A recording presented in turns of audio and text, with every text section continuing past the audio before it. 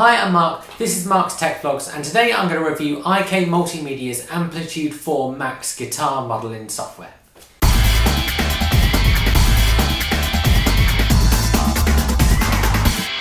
AmpliTube 4 is an amp and stomp box modelling piece of software for Mac and PC. Although it is also available for iOS devices, the two are very much separate pieces of software. Now, I'm an Apple user, and so this review is going to focus on the Mac version of the product. Of course, a lot of features will be the same for Windows. AmpliTube 4 Max is a maxed out version of the software and gives you over 300 pieces of equipment to use for modelling guitar and bass. You can use it as a standalone application which has a built-in looper and a recorder, but can also be used to set up all of your effects and play around with all sorts of sounds, which I'll talk about later on. You can also use it as a plugin in recording applications such as Logic Pro X, allowing you to record the digital guitar effects and alter and tweak them after you've recorded your guitar. This means that in theory you could use this software to model your guitars live, but also in the studio. You can also use it with some accessories such as the iRig Stomp IO, which doesn't work as well with the desktop version of the software as with the iOS versions of AmpliTube, but it does still work. So in this review I'm going to do an overview of the software and talk about some key things. I've put some links to time-ins and topics below so you can find the section you are looking for, as this is going to be a long video. So if you wonder what I'm going to talk about, firstly I'm going to do an overview of the package, so what you actually get. I'm going to talk through the interface, I'm going to go through the amps and the cabs, I'm going to talk about the effects pedals, the inserts, the racks, and then I'm going to go through the recorder and the looper. Finally, I'm going to do a demo of the Logic plugin and then give you my overall verdict. If you want to choose one of those and where you want to look at, just use the links below. So let's kick off with an overview of the package. Now is also a really good time to talk about pricing, because AmpliTube 4 comes with a few different price tiers. Firstly, there's a generic AmpliTube 4, which typically comes bundled with a lot of IKMultimedia's hardware. If you buy it separately, it costs about £180, and it comes with some effects, and then you can buy extra ones in the app. The next step along is AmpliTube 4 Deluxe, and this has around 140 pieces of gear and costs £360. And then we come to AmpliTube Max, which we're talking about today. This has 300 pieces of gear and usually costs around £470, but it's currently on sale for £216. This means that this is not a cheap piece of software, but it's mostly going to be used by serious musicians, and for that price you do get a ton of equipment, including some from really big names such as Mesa Boogie, Fender, Orange and Seymour Duncan. Essentially, in AmpliTube 4 Deluxe you get 88 stomp box models, 80 amplifiers, 92 cabinets, 29 vintage and modern speaker models, 19 microphones, 24 rack effects and 2 tuners. That's a lot of gear. So let's have a look at the interface for the desktop software. The plugin version is very similar but slightly less complex, and we'll look at that later on. On initial viewing, the interface looks pretty complicated, so let's go through it. The centre area changes depending on which options you've selected, so it can show you your pedals, cabs, the recorder and a few other things. You'll see this section in action as we go along. On the left hand side, you either see the controls for your recorder or looper, depending which you've selected. If you're in recorder mode, then this series of rectangles at the bottom brings up the multi-track recording view. In the recording view, you also have these additional controls at the bottom for looping your recording. A record and playback button, and things like playback speed, the beats per minute for setting the tempo, and the option to switch on the metronome. In looper mode, you have your loops down the left hand side with volume and pan controls, the option for auto mode and the option for metronome. To be honest, these features aren't that important, because if you're spending this kind of money on software, you're probably wanting it to use all the effects in things like Logic Pro for recording anyway, rather than wanting the looper and recorder functions. The rest of the layout that you can see is all about the various controls. Across the top here you have the drop down to view the different presets. There's a load of these by default, so for example if you go into the collections menu you could view everything from Orange. When you save your own presets, you'll also find them in this menu. If you click Preset Browser, you can browse all of the presets and even search or order them by things like instrument or artist. Each preset has a little diagram below showing you the different effects that are used. Presets are a really good place to start with this piece of software, just for getting a feel for all the different amps and effects and messing around. At the top we also have the tempo for your project with the option to tap for tempo. And then a little shopping trolley loads the custom shop, where you can purchase extra pieces of kit, just in case you don't have enough gear already. Finally, at the bottom you have controls like input level, a noise gate you can switch on or off, and a master output volume, and a few other controls. So let's talk about the main stuff we've got this program for, the gear. And we'll kick off with the amps.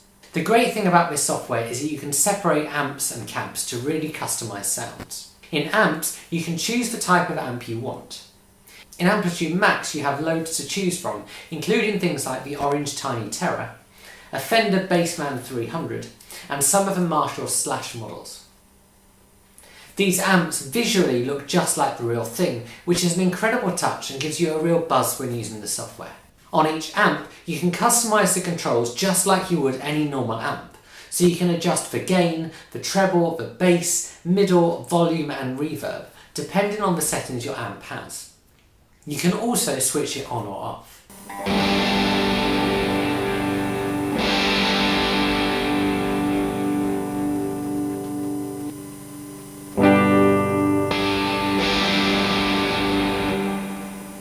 I love that these buttons and knobs move just like they would on a real amp.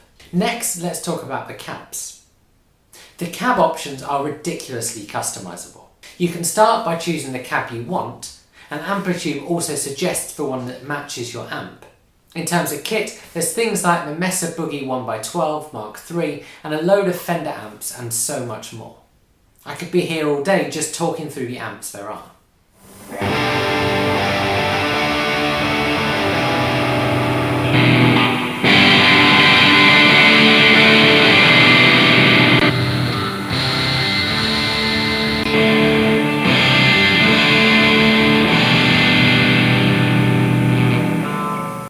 If that's not enough, then you can even choose the type of speaker inside your amp to really customize your sound. If you wanted to, you can have 4 completely different speakers in your cab. Then while you're playing around with cabs, there's the option of microphones. You can choose microphone types, positions of the microphone, and drag them around just like you might do in a real studio. You can also mix and match your microphones as well. This means you can have up to 2 microphones at once.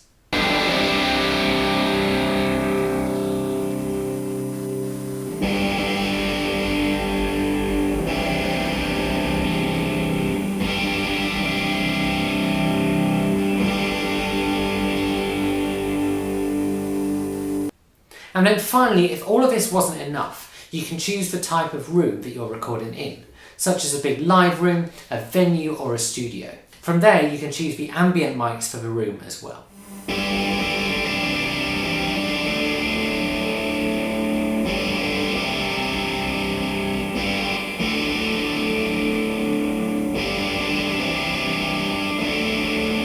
Then finally, you can adjust all of the levels.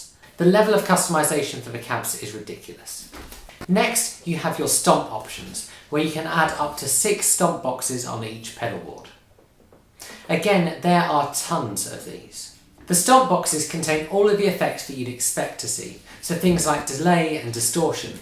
And you can browse these through the AmpliTube menu, or you can choose your brand and pick things like a Fender 63 Reverb or a Slash Wah distortion. There's a huge selection of pedals here, and as with the amps, you can adjust the controls on each pedal. And then of course, much like a normal pedal board, you can turn them on or off. This is all incredibly visual and a lot of fun.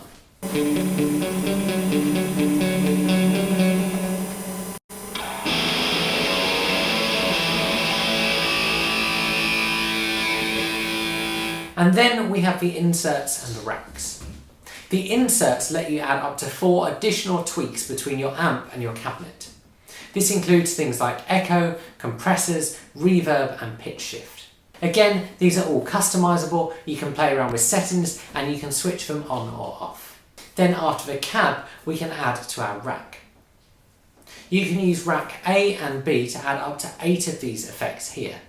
This includes things like delay, compressors, EQs and more. And of course, as I find myself saying over and over again in this review, they are all customizable and they can be on or bypassed.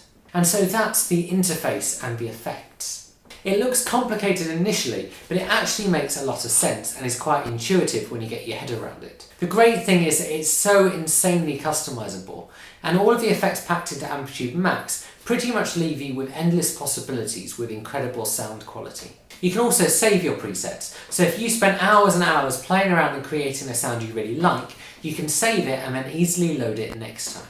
The sound quality that comes from all of these different settings is absolutely incredible, and it's like having the real equipment but without having to find a space or faff around with things in a studio. I particularly love that so many brands have put their name to it because it says something about the quality of this product. So next, let's talk about the other two features, the recorder and the looper. Let's say, for example, you want to record some of the guitar sound that you've just perfected. Well, you can within the AmpliTube 4 software because there is a built-in 8-track recorder. To record, simply decide if you want the metronome on or not, maybe set the tempo if you do, and then hit record and start playing. Once you've recorded a track, hit space to stop, and then you can click into the recorder mode to view your recording. If you want to, you can set the loop area, and you can also do things like mute your track, solo it, or switch off the effects. I've actually used the iRig Pro Duo recording device to plug in my guitar to my laptop. From there, if you decide that your recording needs more gain or less distortion or something else, you can adjust all of your effects post-recording. To record a second track, simply click the next track and hit the R logo on the track, remembering to only have the R logo pressed on the tracks that you want to record.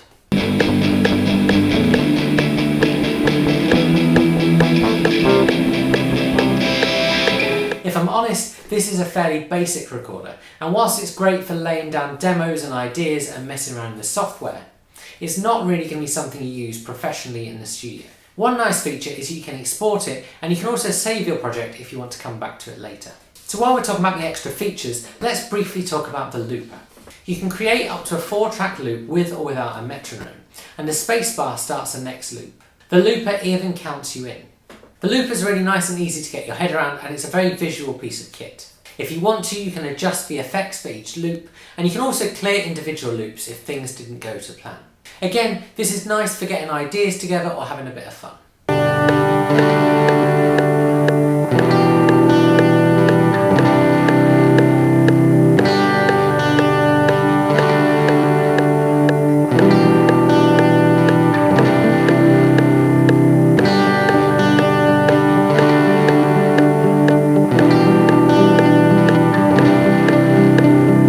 Lastly, for the software, we should talk about the tuner. There's two types of tuner built in here. There's a normal tuner and an ultra tuner that give you all sorts of options.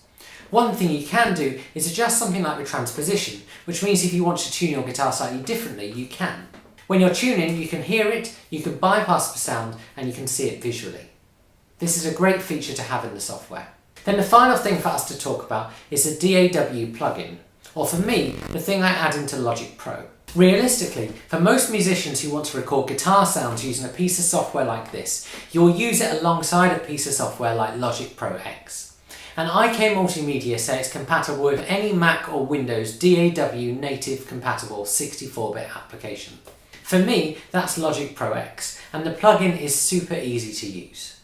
If you're using Logic Pro, you access it by choosing the Audio FX menu on a Logic audio track, going to Audio Units, IKMultimedia, and choosing AmpliTube. The interface is then very similar to the standalone application, but without the looper and the recorder. You can load or browse presets, including those you set up in the standalone software, or you can set up new sounds. Once again, you can even change the effects after recording, and of course you can mess around with amps and cabs and microphones and everything else I talked about earlier. For me, this is a much better way of using AmpliTube Max because it gives you all the power of Logic Pro's recording software, including the ability to use EasyDrummer for your drums, alongside having the power of AmpliTube Max and the huge variety of sounds available. So here is a short recording of some guitar and bass using the AmpliTube plugin and drums from EasyDrummer.